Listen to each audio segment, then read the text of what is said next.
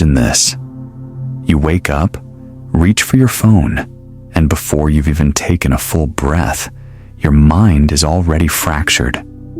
A dozen notifications, a breaking news alert, a message from someone who doesn't truly matter, and suddenly, your focus is scattered like shattered glass. Hours slip away in fragments. You scroll, you react, you gossip, and yet, the work that could change your life remains untouched. Even the people you love wait for your half-present attention. You feel tired, anxious, and strangely hollow, as if something essential has been drained from you. That's because it has. The Stoics understood this loss. Marcus Aurelius warned against becoming a stray soul, pulled in every direction by distractions. What he meant is that distraction is not neutral. It is training. Every time you indulge it, you are training your brain to be weaker the next time. And modern psychology confirms it. Every digital interruption leaves behind attention residue, a mental clutter that weakens your focus. But here's the deeper truth. Distraction isn't only a habit. Often, it's a shield from failure, discomfort, and unresolved pain you don't want to face. The Stoics treated focus as sacred, and in this journey, you'll uncover 6 timeless laws to guard your attention and reclaim your power. Law 1. Silence is your first shield. You live in a world that worships noise. Everyone is talking, posting, commenting, filling the air with words, desperate to be heard. And yet, the more people talk, the less anyone truly listens. You've probably felt it yourself. In a meeting where voices overlap, each person competing, the loudest winning the room, but not necessarily the wisest. The Stoics knew this trap well. Epictetus reminded his students that the wise speak little and listen much, for silence is not weakness, but the highest form of control. When you hold your tongue, you hold your attention. You are no longer dragged by the current of chatter, but anchored in yourself. Modern psychology gives us the same lesson in different language. Silence is restorative. Studies show that even 2 minutes of silence lowers cortisol levels in the body, reducing stress and calming the nervous system. Quiet moments give your executive function, the part of the brain that makes decisions and solves problems, a chance to reset. Noise, by contrast, hijacks you emotionally. It pressures you to react, to defend, to prove yourself. Silence gives you the space to respond from strength rather than impulse. Few embodied this better than Ruth Bader Ginsburg, the late Supreme Court Justice. In the courtroom, she was known for her deliberate pauses. She often sat silently as arguments raged around her, letting lawyers talk themselves into contradictions. Then, when she finally spoke, her words cut through the noise like a scalpel.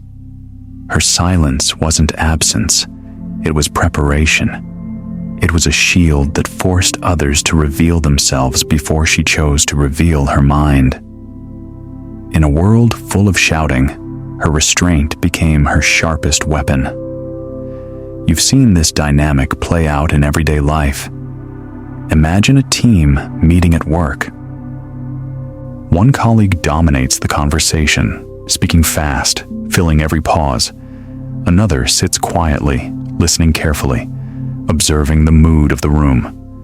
When they finally speak, the room leans in. Why? Because silence creates gravity. It forces attention to gather around you. The person who listens most deeply often ends up commanding the most respect, while the one who talks too much becomes background noise. The Stoics would remind you that every word you speak carries a cost. Each careless outburst spends a piece of your focus. Gossip, complaints, and defensive arguments drain your energy far more than silence ever will. When you resist the urge to fill the air, you are not withholding, you are conserving. Silence is not passive. It is active resistance to being hijacked. In silence, your attention returns to you, sharp and undiluted.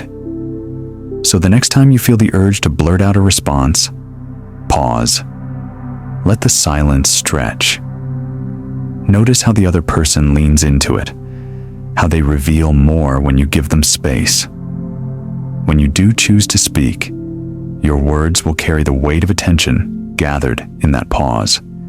Try this simple practice. In your next meeting, conversation, or even argument, resist the first impulse to reply.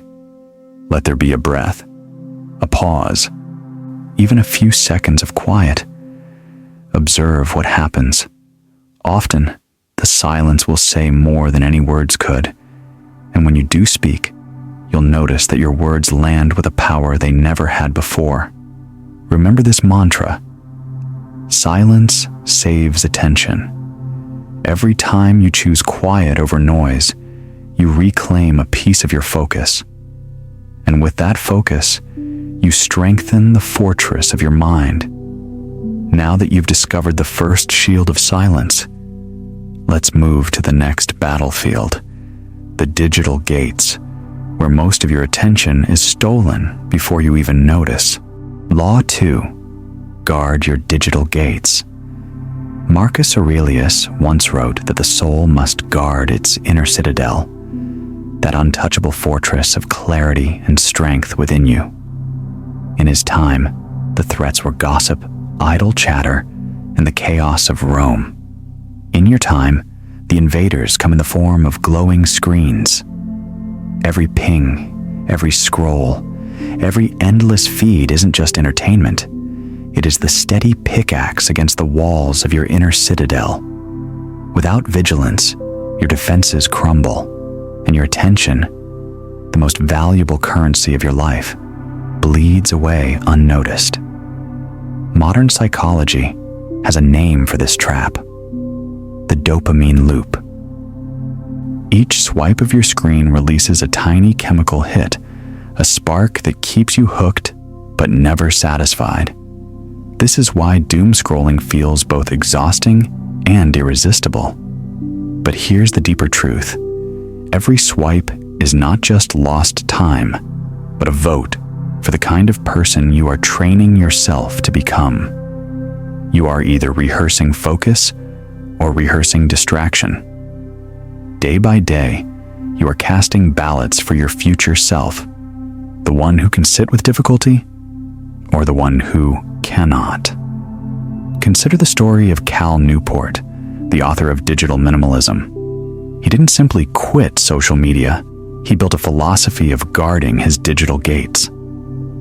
By cutting away the endless noise of online feeds, he carved out space for what truly mattered: deep work, meaningful thought, and undistracted presence.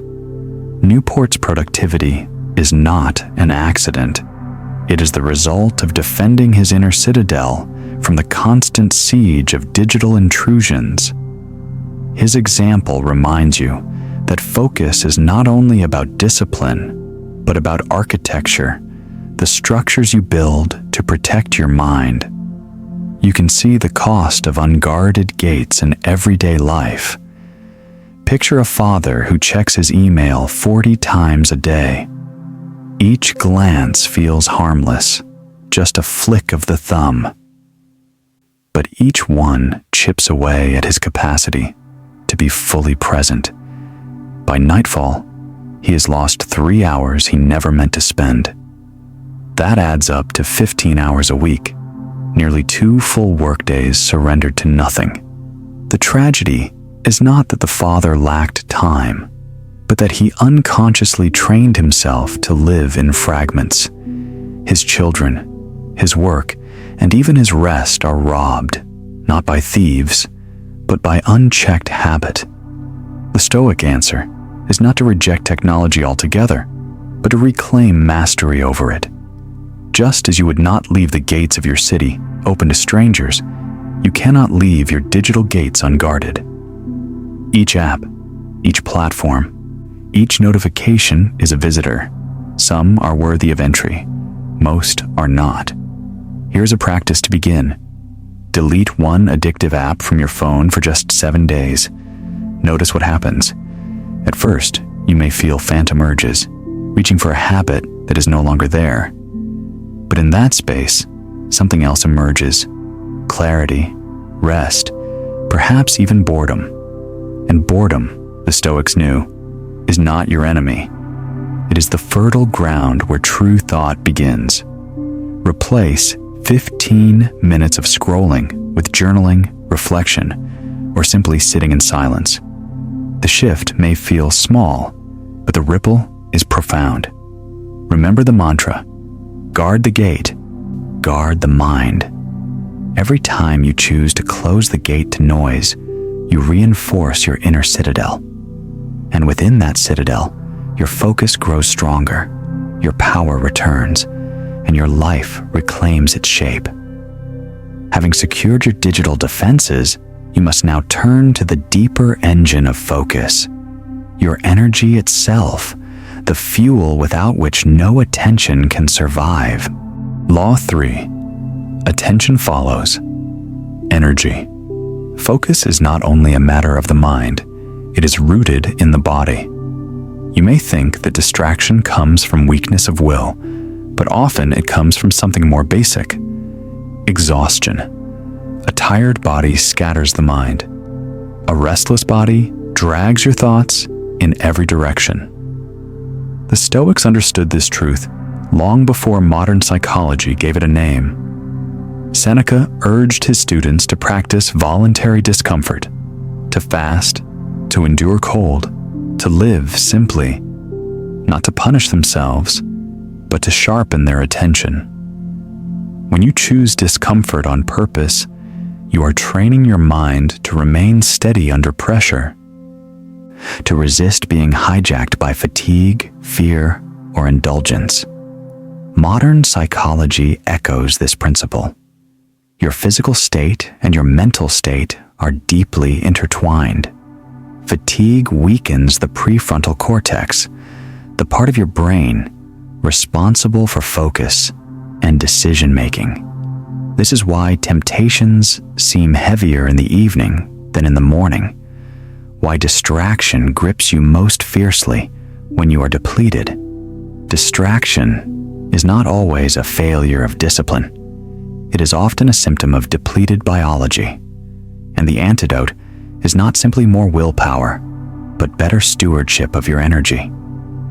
Controlled discomfort, deliberate, safe challenges to the body, builds resilience in the mind.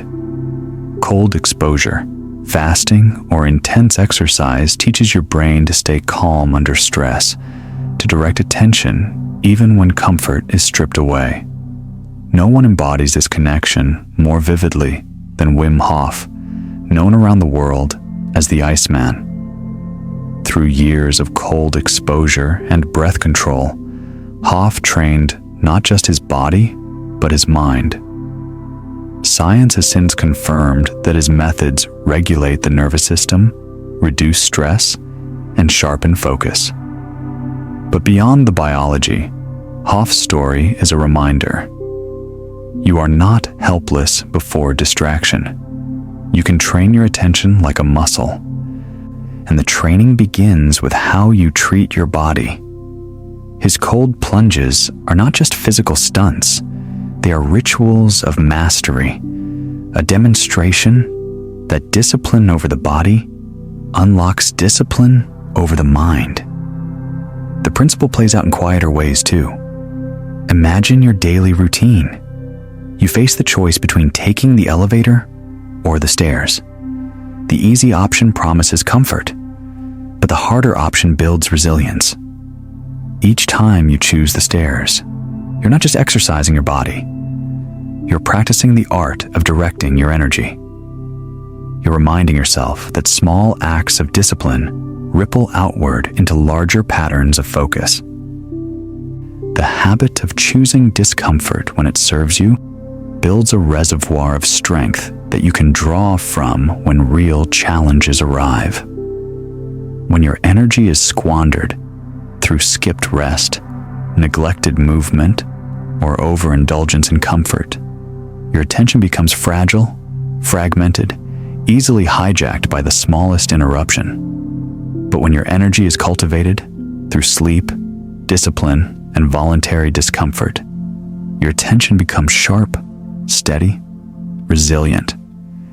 You no longer chase every shiny object because your body has trained your mind to remain anchored.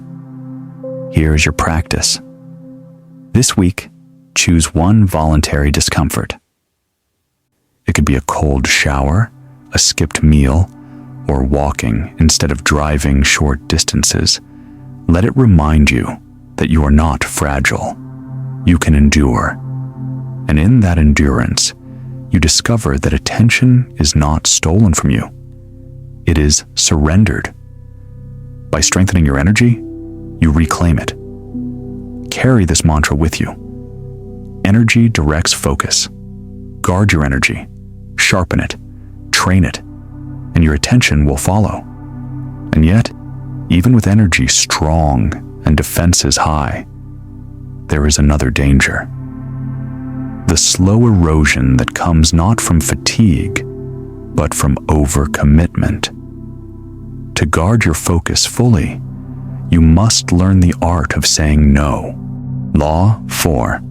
Say no to protect yes. Your focus is not only stolen by noise and fatigue, it is eroded by the weight of endless obligations. How often have you said yes when every part of you wanted to say no? You agree to an extra project, a late night dinner, a favor you don't have time for, and in the moment, it feels easier than refusing. But what you don't see is the hidden cost. Every yes you give is a piece of your attention promised to someone else. And when too many promises are made, your most important yes, the one meant for your health, your purpose, your loved ones, is left unprotected. Epictetus warned his students that if you want to improve, you must be willing to be thought foolish. To say no is to risk misunderstanding, to endure raised eyebrows, to disappoint others. Yet the Stoics knew this discomfort was a small price compared to the waste of a life scattered by endless obligations. Each no is not rejection. It is preservation. It is the act of guarding your most sacred yes. Psychology shows us another layer. Saying yes is often less about generosity and more about fear.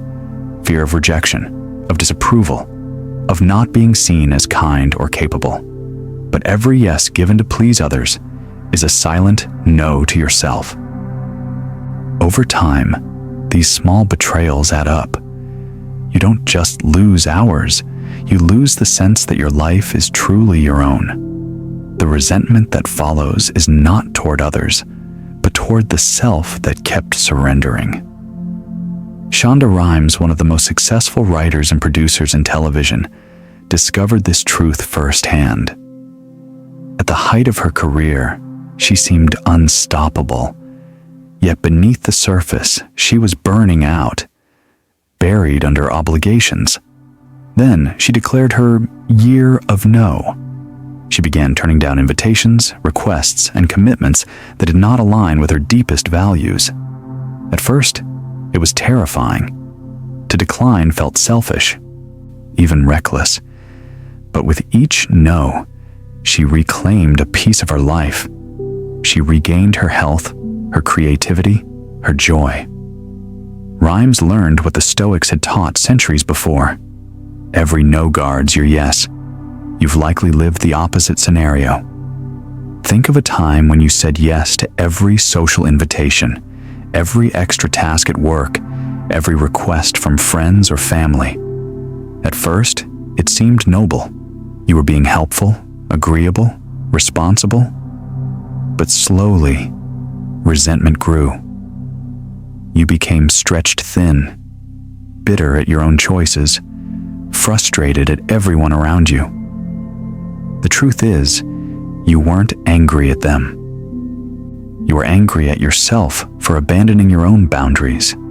The Stoic path offers you a different way. When you say no to the unnecessary, you are not shutting doors.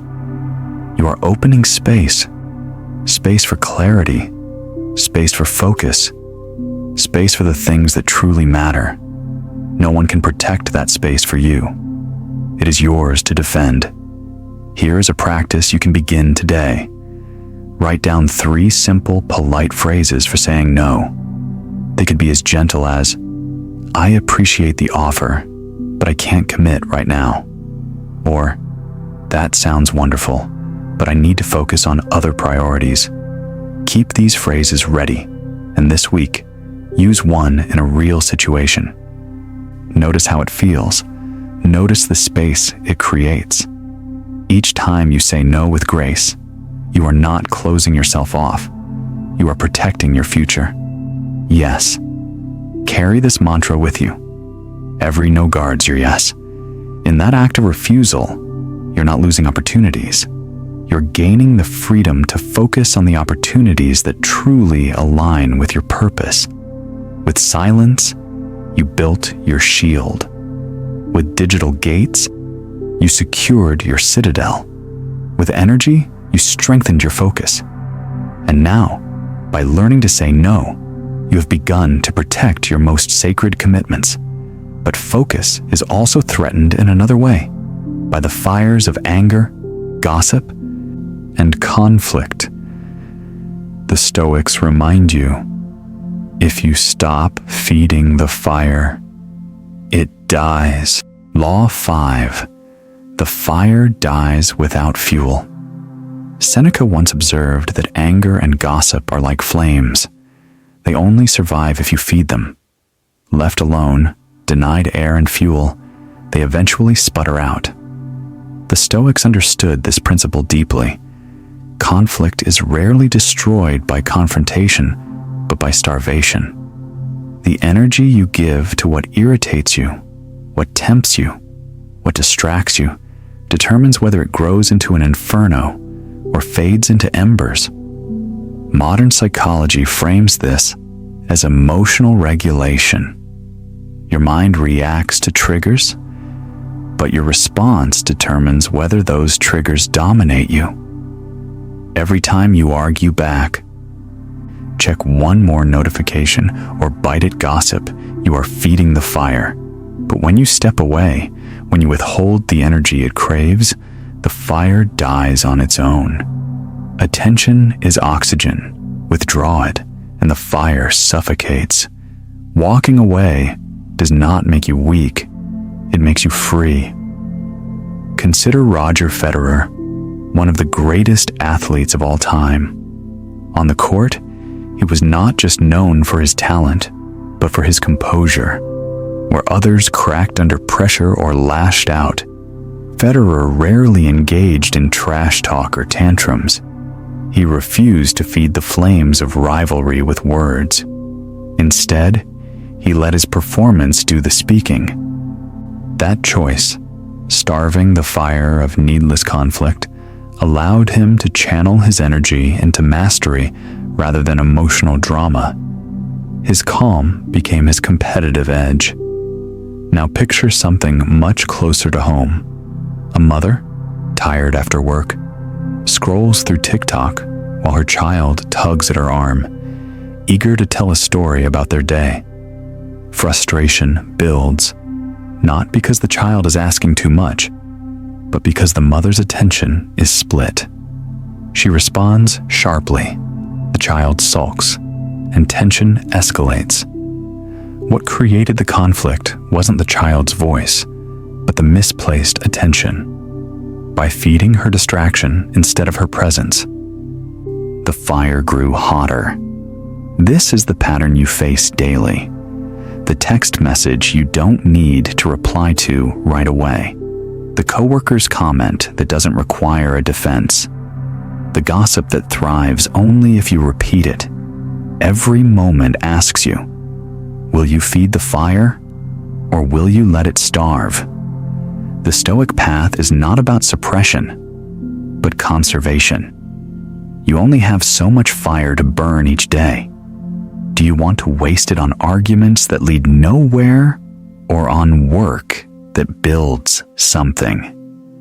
Do you want to let gossip consume your peace or let silence protect your focus? Here's your practical challenge. The next time someone provokes you, whether with criticism, gossip, or baiting, choose not to engage.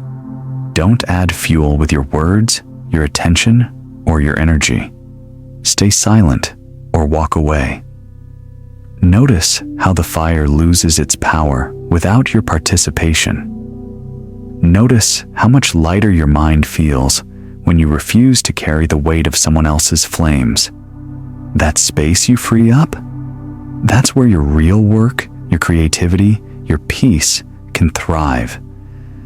Remember the mantra, ignore and keep your fire. Because the truth is simple. Fires only burn as long as they're fed. You are the gatekeeper of that fuel. And once you've mastered this, you'll see the deeper truth that the strength of your focus depends not just on avoiding battles, but on guarding the destiny you are building, which leads us to the next law, the Stoic art of aligning your focus with your highest purpose. Law 6. Focus is destiny. Marcus Aurelius once wrote, "The happiness of your life depends on the quality of your thoughts." What he meant is clear. Your destiny is not sculpted by chance, but by focus. The direction of your attention is the direction of your life. If you scatter it across distractions, your days dissolve into noise. If you gather it into a single beam, it becomes a force capable of reshaping the world. Modern psychology echoes this truth. Selective attention creates selective reality. What you repeatedly focus on, whether it's a worry, a goal, or a distraction, expands in your mind until it defines your perception of life itself. Neuroscientists call this the spotlight effect. You shine your inner spotlight on one thing, and suddenly it dominates the stage of your awareness. And because energy follows attention, what you attend to is what grows stronger, for better or worse. Consider Sarah Blakely, the founder of Spanx. She had no background in fashion, no investors cheering her on, and countless rejections along the way. But she refused to scatter her energy chasing approval. Instead, she stayed obsessively focused on one idea, turning her prototype into a product that women would love. While others dismissed her, she concentrated on solving problems, refining her pitch, and building quietly. That narrow focus carried her from selling fax machines door to door to becoming one of the world's youngest self-made billionaires. Her destiny flowed from her attention. Now contrast that with an all-too-common scene. A man spends 2 hours a day locked in online debates, arguing politics with strangers, defending opinions to people he will never meet. On the surface, it feels like engagement, like being in the fight. But when you do the math, 2 hours a day is more than 700 hours a year. That's the equivalent of nearly a month of full-time work. Imagine what could be built with that time. A new language learned, a side business launched, a deeper bond with family. Instead, that energy vanishes into digital smoke, producing nothing of value. His destiny is quietly redirected by distraction. Destiny does not arrive suddenly. It drips, one choice at a time, like water shaping stone. Every careless click, every wasted argument, every unguarded distraction is a drop wearing away at the life you might have built. And every focused hour, every guarded thought, every intentional act is a drop carving your future in the direction you choose. That's why the practical step here is deceptively simple, but powerful. Each morning, before the world rushes in, write down your single most important task, just one. Then guard it fiercely until it's completed. Treat it like a sacred promise. This act forces you to decide where your energy will go, rather than letting the day scatter it for you. When practiced daily, it becomes the anchor that prevents your destiny from drifting. And when the noise of life tempts you, return to your mantra. Where focus goes, destiny flows. Because your focus is not just about productivity, it is about identity. Where you place your attention is where you place your life. By now you've seen how silence strengthens you, how guarding your digital gates preserves you, how energy directs your focus, how saying no protects your yes, how starving the fire keeps you free, and how focus itself shapes destiny. These 6 laws form a fortress around your mind. And as we step into the conclusion, remember, it's not enough to know these laws. You must live them daily. The Stoic fortress of focus. When you step back, the 6 laws we've explored are not abstract philosophy, but a shield you can carry into battle every day. Silence and discipline guard you from noise. Energy and boundaries protect you from erosion. Focus and destiny guide you toward meaning. Together, they form the walls of a fortress, built not of stone, but of intention. Picture this: an hourglass draining fast, grains of sand slipping away too quickly to catch. Each grain is your attention, your life, your chance to live deliberately. Then, in your mind's eye, the hourglass freezes mid-air. You are given the moment to decide, will you spend what remains on distraction or on what truly matters? It is here that Marcus Aurelius whispers across the centuries, you have power over your mind, not outside events. Realize this, and you will find strength.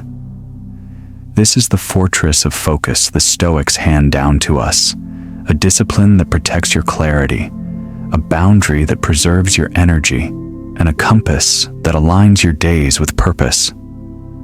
Every time you scatter your focus, you scatter pieces of your life, and life is too short, too fragile, too precious to waste on what does not build you. Remember, death is near, and time is slipping, but this is not cause for despair. It is the greatest gift, because knowing time is finite sharpens your resolve to guard it like gold. And when you guard your attention, you are not just guarding minutes on a clock, you are guarding the very soul of who you are. So here is your closing mantra. Focus is freedom. Live it daily.